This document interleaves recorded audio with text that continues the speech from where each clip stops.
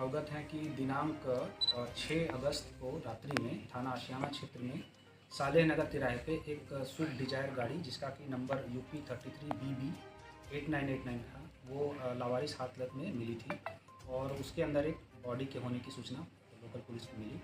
तत्काल वहाँ पुलिस मौके पर पहुँची, हमारे वरिष्ठ अधिकारीगण वहाँ मौके पर पहुँचे थे। बाद में जो मृतक हैं उनको एज पर बुक रूल्स के हिसाब से उनको बाहर निकाला गया और फॉरेंसिक टीम के द्वारा साक्ष्य वहाँ से मौके से एकत्रित किए गए थे और जो उनके साथ जो डॉक्यूमेंट थे उनसे उनकी पहचान भी हुई। तो उनको ये पहचाना गया कि उनका नाम ज्ञानेंद्र है, जो कि खीरी थाना खीरो जनपद रायबरेली के रहने वाले हैं। परिजनों को सूचना दी गई थी। नियमानुसार उनका पंचायतनामा और पोस्टमार्टम कराया गया। पोस्टमार्टम में उनके हेड पे 3 इंजरी आई, जो कि उनके काज ऑफ डेथ था। बाद में उनके परिजनों से तहरीर प्राप्त की गई और सुसंगत धाराओं में मुकदमा दर्ज किया गया। थाने की टीमों ने CCTV फुटेज का और सर्विलांस के माध्यम से ये पता किया कि जो मृतक हैं वो 5 तारीख की अर्ली मॉर्निंग को जब वो शराब पीने के लिए जगह गए थे, वहीं पे जो दोनों मुलजिम हैं जो वहाँ पे थे वो भी शराब पी रहे थे। उसी दौरान ये तीनों साथ में बैठे और इनमें किसी बात को लेकर के झगड़ा हुआ और मारपीट हुई। मारपीट के दौरान ये गिर गए और इनकी हेड इंजरी आई थी, जिसके कारण जो कि इनकी मौत का कारण बना है। और बाद में इन दोनों जो ये मुलजिम हैं इन्होंने इन्हीं की गाड़ी में उनको रख दिया और गाड़ी को इधर उधर घुमाते रहे और बाद में जो ये सालेह नगर तिराहे पे इनकी गाड़ी को छोड़ करके भाग गए थे। ये सर्विलांस और CCTV फुटेज के आधार पर इनको दोनों मुलजिमों को चिन्हित किया गया और थाने पुलिस टीम के द्वारा इनकी गिरफ्तारी की गई है और आज इन दोनों को माननीय न्यायालय के सामने प्रस्तुत किया जा रहा है। इन मुलजिमों के नाम एक सचिन है जिसका उम्र 30 साल है, ये थाना आशियाना का ही रहने वाला है, और दूसरा जितेंद्र पुत्र बुद्धूलाल जिसकी उम्र 37 साल है। दोनों मुलजिम जो हैं इन्होंने अपने जुर्म का इकबाल कर लिया है और सारे साक्ष्य जो अभी हैं उनको एकत्रित करके पुलिस इनको गिरफ्तार करके माननीय न्यायालय के सामने प्रस्तुत कर रही है। गाड़ी इसमें कौन चला रहा था सर?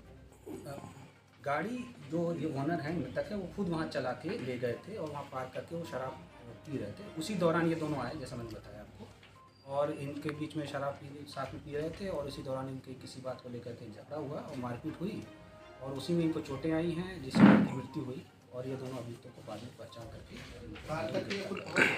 जी विवाद होने के बाद कार में खुद चले गए थे? नहीं, जैसा मैंने आपको बताया, जब इनको पिटाई करी उनको वो वहीं पे गिर गए थे और उसी हालत में इन दोनों बदमाशों ने, ये जो दोनों मुलजिम हैं, उन्होंने इनको गाड़ी में बिठा दिया और बाद में इनकी गाड़ी को इधर उधर घुमाते रहे और लास्ट में सालेह नगर तिराहे पे इनको छोड़ करके भाग गए। सारी चीज़ें CCTV फुटेज के साथ जो साक्ष्य हैं वो एकत्रित कर लिए गए हैं और जैसा मैंने बताया कि इन दोनों मुलजिम जो हैं इन्होंने अपने जुर्म का इकबाल भी कर लिया है और इनको दोनों को गिरफ्तार करते हुए आज माननीय न्यायालय के सामने प्रस्तुत किया। तो जिस तरह ये घटना की गई है, घर से निकले थे और जब बॉडी मिली है, इस बीच का ड्यूरेशन क्या था टाइम का, और इस बीच क्या उनके परिजनों ने कोई शिकायत दर्ज कराई, उनकी गुमशुदगी की या कुछ ऐसा कुछ आया?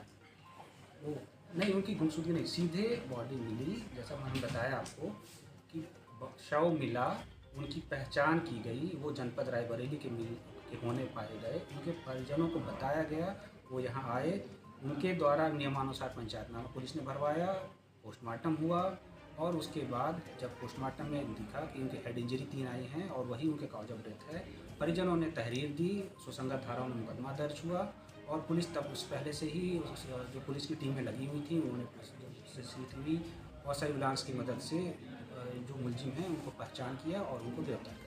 सर जिन्होंने घटना की है क्या ये अपराधी प्रवृत्ति के थे और भी मुकदमे हैं इनके देखिए, ऊपर? जैसा मैंने बताया, ये जो 2 मुलजिम हैं सचिन और जितेंद्र, उसमें ये जो सचिन है उसका एक आपराधिक इतिहास मिला है, 2015 का एक उसके ऊपर मुकदमा है और दूसरा जो जितेंद्र है उसका अभी तक कोई इतिहास नहीं मिला है, लेकिन अन्य थानों से हम लोग जानकारी कर रहे हैं। सर, शराब की दुकान पे विवाद हुआ, विवाद के दौरान हत्या की गई, हत्या के बाद बॉडी गाड़ी में डाली गई और गाड़ी से फिर उसको जो राउंड अप दिया गया, फिर दूसरे स्थान पर छोड़ा गया।